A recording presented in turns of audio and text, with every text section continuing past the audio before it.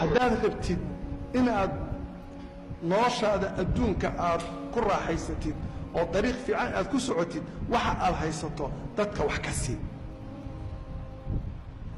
waxa aad haysato waxaad ku xisaabtantaa qayb ka mida adigu ma lihid masaakiinta sii qof kastoo miskiina aad wax sii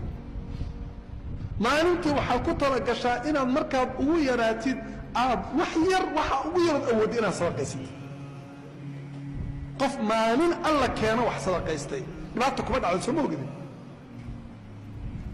nin dadkii hore ka mid ah wuxuu yidhi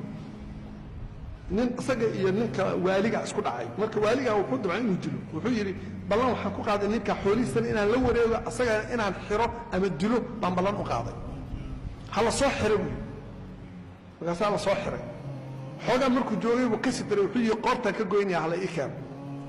habeenkiibuu seexday subax baa loo keeni lahaa habeenkiibuu wuxuu ku riyooday markuu dabcan inuu seefta ku dhuftaba xabad khubus ah waa xabad bur ah waa canjeelo ama malaw ah yaa seefta loo dhigaa seefta way salfataa marka habeenkii labaad buu seexday sidoo kale ku riyooday habeenkii saddexaad buu seexday sidoo kale ku riyooday maalin saddexaad deer wuxuu yidhi niyahow waa ku daynayaa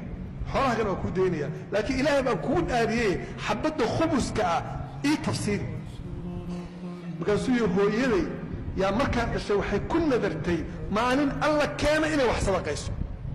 awood badanna ma ay lahayn maalin alla keena waxay sadaqaysataa hal xabo oo khubus ah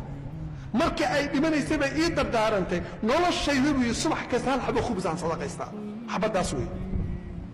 marka waxaad ku fakertaa adiga carruur baad leedahay nolol baad leedahay haddaad rabtid inaad